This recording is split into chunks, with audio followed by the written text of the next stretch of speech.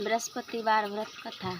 प्राचीन समय की बात है। भारत में एक राजा राज्य करता था। वह बड़ा प्रतापी दानी था। वह नित्य मंदिर में भगवान दर्शन करने जाता था। वह ब्राह्मण और गुरु की सेवा किया करता था। उसके द्वारा कोई भी याचक निराश होकर नहीं लौटता था।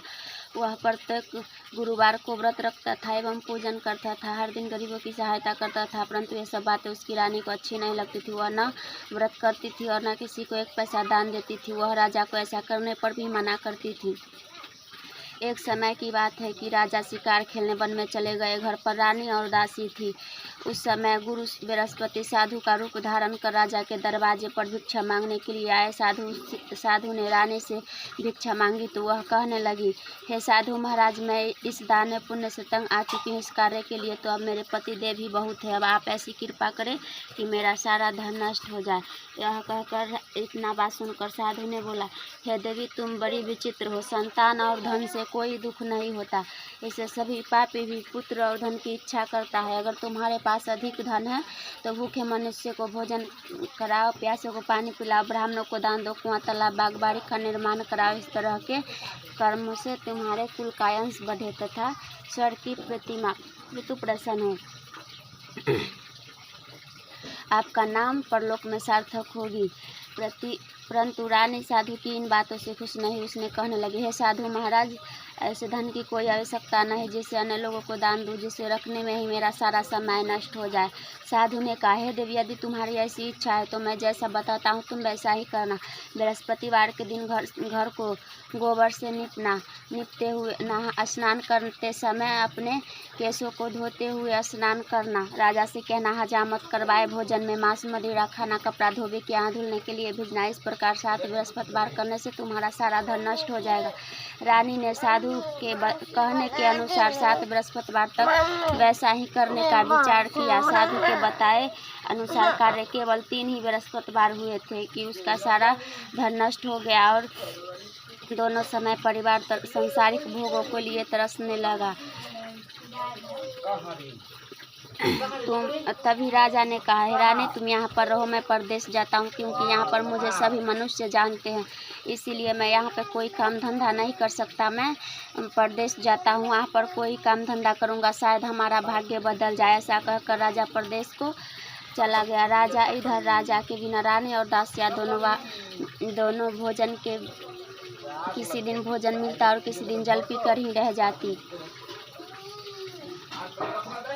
दासियों को 7 दिन बिना भोजन के व्यतीत करना पड़ा। तभी रानी ने कहा, हे दासी, यहाँ पास की नगर में मेरी बहन रहती है, वह बहुत धनवान है, तो उसके पास जा और 5 सेर बेझर मांग कर ले आ, जिससे गुजारा हो जाएगा। दासी ने रानी की बहन के पास गई। रानी की बहन उस समय पूजा कर रही थी। बृहस्पतिवार का दिन था। दासी ने रानी की बहन से कहा, हे रानी, मुझे आपकी बहन ने भेजा है, मुझे 5 सेर बेझर दे दो। यह बात अनेक बार कही, परंतु रानी की बहन ने उसे कोई उत्तर नहीं दिया, क्योंकि उस समय वह बृहस्पति भगवान की कथा सुन रही थी। जब दासी को रानी की बहन से कोई उत्तर नहीं मिला तो वह बहुत दुखी हुई अथवा क्रोध भी आया। वह लौटकर रानी से बोली, हे रानी, आपकी बहन बहुत धनवान स्त्री है, इसीलिए वह छोटे लोगों से बात भी नहीं करती। मैंने कही तो उसने कोई उत्तर नहीं दिया। मैं वापस चली आई। तभी रानी कहने लगी, हे दासी, उसमें उसका कोई दोष नहीं। जब बुरे दिन आता है तो कोई सहारा नहीं देता। अच्छे बुरे का पता तो विपत में ही लगता है। जो ईश्वर की इच्छा होगी यह वही होगा। यह सब हमारे भाग्य का दोष है। उधर रानी की बहन ने सोचा कि मेरी बहन की दासी आई थी, परंतु मैं उससे नहीं बोली, उसे बहुत दुख हुई होगी। अतः कथा सुन विष्णु भगवान का पूजन समाप्त कर वह अपने बहन के घर गई और कहने लगी, हे बहन, मैं बृहस्पतिवार की व्रत करती थी। तुम्हारी दासी हमारे घर आई थी, परंतु जब तक कथा होती है तब तक हम लोग न उठते हैं न बोलते हैं, इसीलिए मैं नहीं बोली। दासी क्यों गई थी, कहो। बहन बोली, हे बहन, हमारे घर में अनाज नहीं था। वैसे तुमसे कोई बात छिपी नहीं है, इसी के कारण मैंने दासी को तुम्हारे पास 5 सेर बेझर लेने के लिए भेजा था। रानी की बहन बोली, बहन देखो, बृहस्पति देव भगवान सबकी मनोकामना पूर्ण करते हैं। शायद तुम्हारे घर में ही अनाज। यह सुनकर दासी घर के अंदर आई तो उसने एक घड़ा बेझर भरा हुआ मिला। उसे बड़ी हैरानी हुई, क्योंकि उसने एक बर्तन देख लिया था। उसने बाहर आकर रानी से बताया। दासी अपनी रानी से कहने लगी, है रानी, देखो, वैसे जब हमको अन्न नहीं मिलता तो हम रोज व्रत करते हैं। अगर इससे व्रत की विधि पूछ ली जाए तो हम भी व्रत किया करेंगे। दासी के कहने पर रानी ने अपनी बहन से बृहस्पतिवार व्रत के बारे में पूछा। उसकी बहन ने बताया, हे बहन रानी बहन, बृहस्पतिवार को सूर्य उदय से पूर्व उठकर स्नान से निवृत्त होना चाहिए, लेकिन उस दिन सिर नहीं धोना चाहिए। बृहस्पतिवार के व्रत में चने की दाल और मनुक्खों से विष्णु भगवान के केले के वृक्ष की जड़ों में पूजन करे तथा दीपक जलावे। उस दिन एक ही समय भोजन करे। भोजन पीला खाद्य पदार्थों से ही होना चाहिए। इस प्रकार करने से गुरु भगवान प्रसन्न होते हैं, पुत्र धन देते हैं, मनोकामना पूर्ण करते हैं। रानी की बहन अपने घर लौट कर आई। रानी और दासी दोनों ने निश्चय किया कि बृहस्पति देव भगवान का पूजन जरूर करेंगी। 7 दिन बाद जब बृहस्पतिवार आया तो उन्होंने व्रत रखा। घुड़साल में जाकर चना और गुनबिन लाई तथा उसके दाल से केले के वृक्ष की जड़ों में पूजन किया। अब भोजन पीला कहाँ से आए? दोनों बड़ी दुखी हुई, परंतु उन्होंने व्रत किया था, इसके कारण बृहस्पति देव भगवान प्रसन्न थे। एक साधारण व्यक्ति के रूप में 2 थालों में सुंदर पीला भोजन लेकर आए और दासी को देकर बोले, हे दासी, यह भोजन तुम्हारे और तुम्हारे रानी के लिए है, तुम दोनों भोजन करना। दासी भोजन पाकर बड़ी प्रसन्न हुई। रानी बोली, हे बहन रानी जी, भोजन कर लो। रानी को भोजन के आने के बारे में कुछ पता नहीं था, इसीलिए उसने बोली, जा तू ही भोजन कर, क्योंकि तू हमारी व्यर्थ में हंसी उड़ाती है। दासी बोली, एक व्यक्ति भोजन दे गया है। रानी कहने लगी, वह व्यक्ति तेरे लिए ही दे गया होगा, तू ही भोजन कर। रानी ने कहा, वह व्यक्ति हम दोनों के लिए भोजन दे गया है, इसीलिए मैं और आप साथ साथ ही भोजन करेंगे। दोनों ने गुरु भगवान को नमस्कार करके भोजन का प्रारंभ किया। उसके बाद वह प्रत्येक बृहस्पतिवार को गुरु भगवान का पूजन व्रत करने लगी। बृहस्पतिवार की कृपा से उसके पास धन तो हो गया, परंतु रानी फिर भी पहले की तरह आलस्य रहने लगी। तभी दासी बोली, देखो रानी, तुम भी इसी प्रकार पहले आलस्य रहती थी, जिससे तुम्हें धन को रखने में कष्ट होता था, इसी के कारण नष्ट हो गया। गुरु भगवान को कृपा से धन मिला तो तुम्हें फिर भी आलस्य होने लगी। बड़ी मुसीबतों के बाद हमने यह धन पाया, इसीलिए हमें दान पुण्य करना चाहिए। तुम भूखे मनुष्य को भोजन कराओ, प्यासे को पानी पिलाओ, ब्राह्मणों को दान दो, कुआं तालाब बाग बाड़ी का निर्माण कराओ, मंदिर पाठशाला बनवाओ, कुंवारी कन्याओं का विवाह करवाओ, धन को शुभ कार्य में खर्च करो, जिससे तुम्हारे कुल का अंश बढ़े तथा प्रभु प्रसन्न हो। दासी की बात मानकर रानी इस प्रकार के कर्म करने के लिए प्रारंभ कर दिया, जिससे उसका काफी अंश फैलने लगा। एक दिन रानी और दासी आपस में विचार करने लगी कि न जाने राजा किस दशा में होंगे, उनकी कोई खोज खबर नहीं। गुरु भगवान से उन्होंने प्रार्थना की और भगवान ने रात्रि में राजा को सपन में कहा, हे राजा उठ, तेरी रानी तुझे याद करती है, अब अपने प्रदेश लौट जा। राजा प्रातःकाल उठकर जंगल से लकड़ियां काट कर लाने के लिए जंगल की ओर चल पड़ा। जंगल से गुजरते हुए वह सोचने लगा कि रानी की एक गलती से उसे कितने दुख भोगने पड़े। राजपाट छोड़कर जंगल में आकर गुजारा करना पड़ा। जंगल से लकड़ियां काटकर शहर में बेचकर गुजारा करना पड़ा। उसी समय उस जंगल में बृहस्पति देव एक साधु के रूप धारण कर आए और राजा के पास आकर बोले, हे लकहारे, इस सुनसान जंगल में किस चिंता में बैठे हो, मुझे बताओ। यह सुनकर राजा के नेत्रों में जल भर आया। साधु की वंदना बोला, हे प्रभु, आप तो सबको जानने वाले हैं। इतना कहकर राजा ने अपनी संपूर्ण कहानी सुना दी। परमात्मा तो दयालु होते हैं। वे राजा से बोले, हे राजा, तुम्हारी पत्नी ने बृहस्पति देव की प्रति अपराध किया था, जिसके कारण तुम्हारी यह दशा हुई। अब किसी प्रकार की चिंता मत करो, भगवान तुम्हें पहले से अधिक धन देंगे। तुम्हारी पत्नी ने बृहस्पति देव का व्रत करना प्रारंभ कर दिया है, अब तुम भी बृहस्पतिवार का व्रत करो। चने की दाल गुड़ जल के लोटे में डालकर पूजन करो, फिर कथा कहो या सुनो, भगवान तुम्हारी सभी मनोकामना पूर्ण करेंगे। साधु को प्रसन्न देखकर राजा बोला, हे प्रभु, मुझे लकड़ी बेचकर इतना पैसा नहीं बचता जिससे मैं भोजन करने के उपरांत भी कुछ बचा सकूं।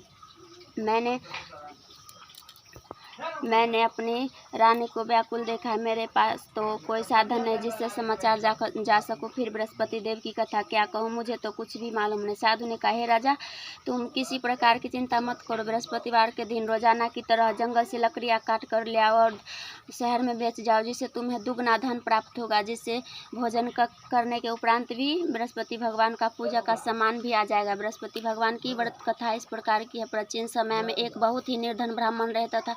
उसके कोई संतान नहीं थी। वह नित्य पूजा पाठ करती थी, परंतु उसकी शास्त्री बहुत मलिन की तरह रहती थी। वह न स्नान करती और न किसी देवता को पूजा करती। वह प्रातःकाल उठते ही सर्वप्रथम भोजन करती, उसके बाद में कोई अन्य कार्य करती थी। ब्राह्मण देवता बहुत दुखी रहते थे। पत्नी को बहुत समझाती, किंतु उसका कोई परिणाम नहीं निकलता। भगवान की अनुकंपा से उस ब्राह्मण की पत्नी को गर्भवती हुई। वह 10वें महीने के बाद सुंदर कन्या जन्म दिया। निर्धन ब्राह्मण कन्या के जन्म से बहुत दुखी हुई। धीरे धीरे ब्राह्मण की कन्या बड़ी होने लगी। बचपन से ही वह कन्या रुचि भगवान विष्णु का पूजन करती। वह प्रातःकाल उठते हैं, स्नान करके विष्णु भगवान का पूजन करने मंदिर में जाती थी। वह बृहस्पतिवार को व्रत करके विधिवत पूजा पाठ करती थी। उसके बाद में वह पाठशाला जाती, स्कूल जाते हुए वह मुट्ठी में जौ भर कर ले जाती। वह पाठशाला जाने के मार्ग पर डालती जाती। वह जो स्वर्णुक हो जाते उसे बिनकर घर ले आती। लड़की सभी सोने दाने साफ कर रही थी। एक दिन उसके माँ ने कहा, हे बेटी, सोने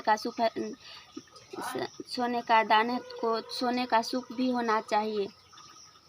अगले दिन बृहस्पतिवार का व्रत रखा और बृहस्पति देव की पूजन करते हुए प्रार्थना की, हे प्रभु, यदि मैंने आपको सच्चे मन से पूजा की है तो मुझे मेरी मनोकामना पूर्ण करो। बृहस्पति देव भगवान ने उसको मनोकामना पूर्ण करने की वचन दिया। वह लौट रही थी पाठशाला से, उसे सोने का सूप मिला। वह लेकर अपनी माँ को दिखाकर उस दाने को साफ करने लगी। उसी समय नगर का राजकुमार उस नगर से गुजरते हुए उस सुंदर लड़की के रूप में सोने का सूप में दाने साफ करते हुए देखकर वह उस समय मोहित हो गया और राजमहल जाकर राजकुमार ने राजा से उस लड़की से विवाह करने की इच्छा प्रकट की। तो राजा ने ब्राह्मण को महल में बुलाकर राजकुमार से उसकी लड़की का विवाह करवाने की कही। ब्राह्मण तैयार हो गया और धूमधाम से उसकी लड़की का विवाह हुआ। राजकुमार से हो गया। दुल्हन बनकर ब्राह्मण की लड़की अपने महल चली गई। ब्राह्मण फिर भी निर्धन हो गया। उसे कई दिनों तक भोजन नहीं मिलता था। बहुत दुखी होकर ब्राह्मण एक दिन अपनी लड़की के पास गया। अपने पिता से निर्धनता का समाचार सुनकर उसने बहुत सा धन देकर अपने पिता को विदा किया। उस धन से ब्राह्मण को कुछ दिनों तक तो आराम से गुजारा हो गया, लेकिन जल्द ही फिर भूखमरने की हालत हो गई। ब्राह्मण अपनी लड़की से धन लेने के लिए फिर महल पहुंचा। लड़की ने पिता की बुरी हालत को देखकर, पिताजी, आखिर आप तो कैसे ऐसा करेंगे? आप ऐसा उपाय क्यों नहीं ढूंढते जिससे निर्धनता दूर हो जाए? ब्राह्मण ने कहा, हे बेटी, मैंने तेरी माँ को बहुत समझाया, परंतु उसका कोई परिणाम नहीं निकलता, उसका फूहड़पन नष्ट नहीं होता, निर्धनता भी। हे प्रभु, हे पिताजी, आप ऐसा उपाय ढूंढे जिससे निर्धनता भी दूर हो जाए। तब कुछ सोचकर लड़की ने कहा, हे पिताजी, आप माताजी को मेरे पास छोड़ जाओ, मैं वह विधि बता दूंगी जिससे निर्धनता दूर हो जाए। माँ, ब्राह्मण ने अपनी पत्नी को अपनी बेटी के पास छोड़ गई और बेटी माँ को समझाने लगी, हे माँ, तुम प्रातःकाल उठकर स्नान करके भगवान विष्णु का पूजन अवश्य करना, तुम्हारी सभी निर्धनता अवश्य दूर हो जाएंगी। लेकिन उसकी माँ ने उसकी एक बात नहीं मानी।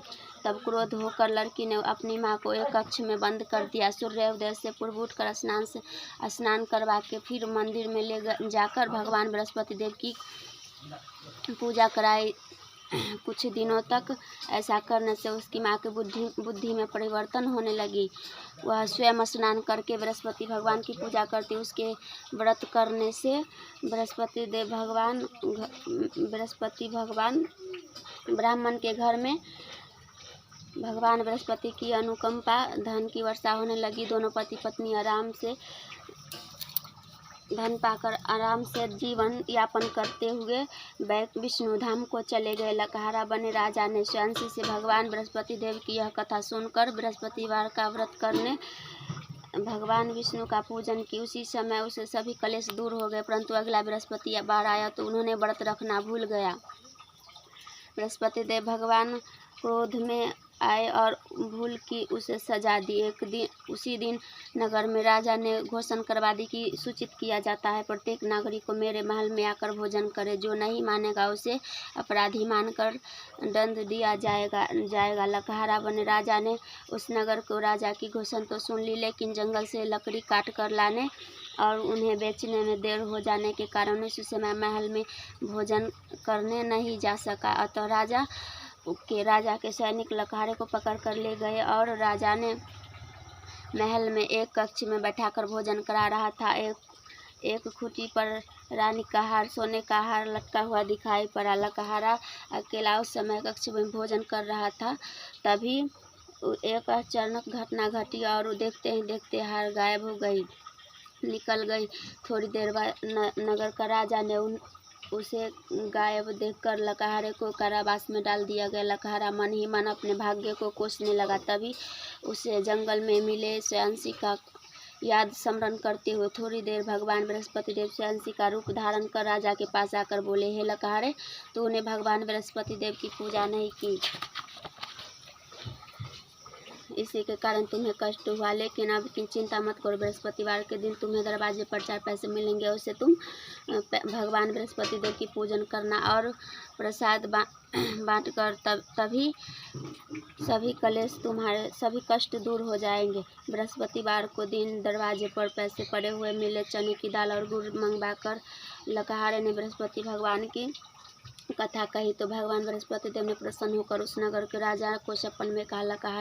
लकहारे को कारागार से मुक्त करने की कहा। सुबह राजा ने अपने कक्ष में आकर देखा, खूंटी पर रानी का हार मिल गया। राजा ने लकहारे को मुक्त कर दिया और उसे धन और आभूषण देकर विदा किया। लकहारा बना राजा उस नगर से अपने नगर को चल दिया। अपने नगर में पहुंचा तो उसने नगर में कुएं, तालाब, बाग, बगीचे, धर्मशाला देखकर बहुत प्रसन्न थे।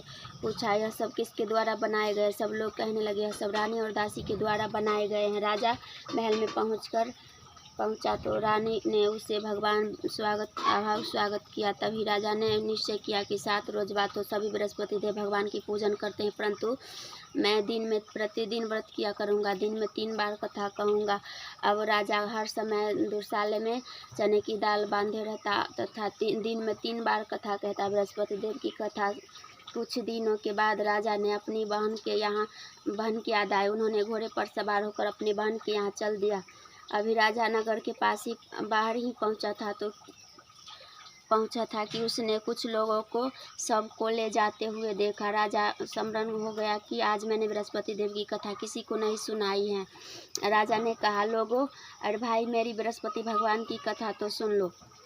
सबको ले जाने से पहले मुझे बृहस्पति भगवान की कथा सुन लो। लोगों ने राजा पर क्रोध होकर कहा, तुम पागल तो नहीं हो गए हो? लेकिन कुछ लोगों ने कहा, बूढ़े बुजुर्ग ने कहा, हाँ, कथा हम सब सुनेंगे, चलते चलते अपनी कथा हमको सुनाओ।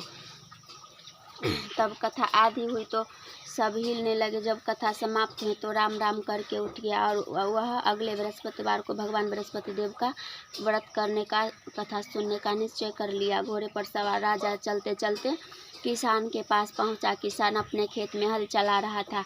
उसने कहा, अरे भाई, मेरी बृहस्पति भगवान की कथा सुन लो। किसान झिझक कर बोला, अरे भाई, मैं जब तक तेरी कथा सुनूंगा तब तक 4 हरिया जोत लूँगा, जो अपनी कथा किसी और को सुनाना।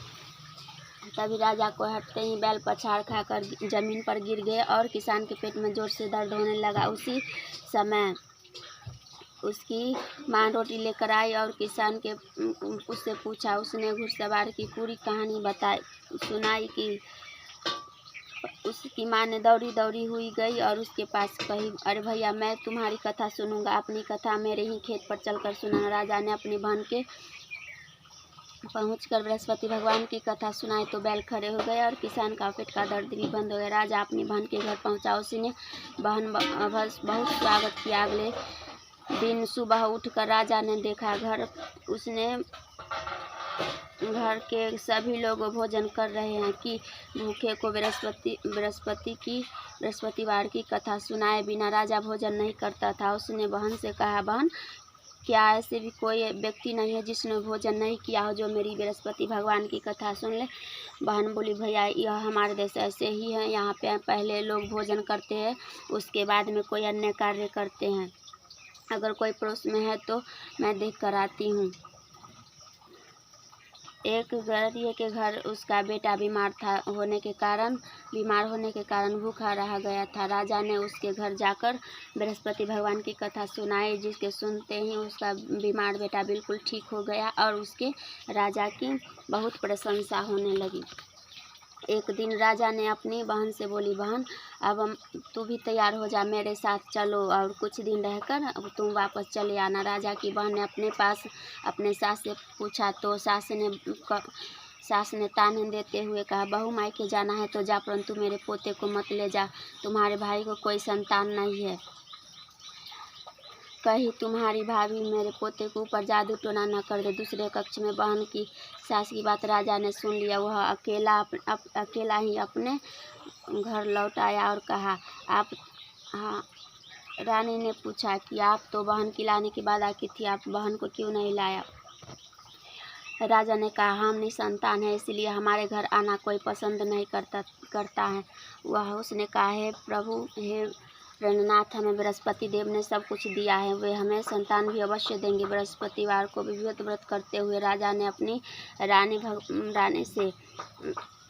ने अपने बृहस्पति भगवान से प्रार्थना करते हुए कहा, हे प्रभु, यदि मैंने आपको सच्चे मन से पूजा की है तो मुझे संतान अवश्य देंगे। उसने सपन में कहा। भगवान ने दर्शन देते हुए कहा, हे राजा, तेरी मनोकामना पूरी होगी। 1 सप्ताह बाद रानी गर्भवती हुई। 10वें महीने के बाद सुंदर पुत्र जन्म लिया। राजा रानी जीवन यापन करते हुए व्रत करते उसे रहे। घर में धन की वर्षा होती रही। आनंद पूर्वक जीवन यापन करते हुए भगवान बृहस्पति देव की अनुकंपा से मोक्ष को प्राप्त करते हुए सीधे वैकुंठ धाम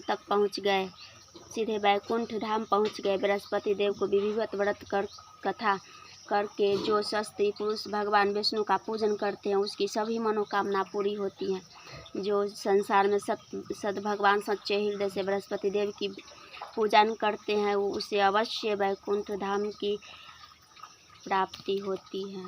जय बृहस्पति।